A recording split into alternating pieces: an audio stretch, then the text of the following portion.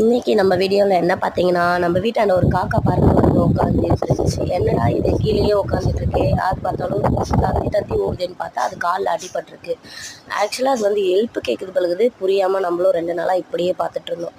சரி ஓகே தூக்கலாம், தூக்கி பார்க்கலாம் அப்படின்னு சொல்லிட்டு அதை கூட்டிகிட்டு வந்து வீட்டில் அது காலில் என்ன இருக்குன்னு பார்த்தா அது காலில் ஸ்க்ராட்ச் ஆகிருக்கு.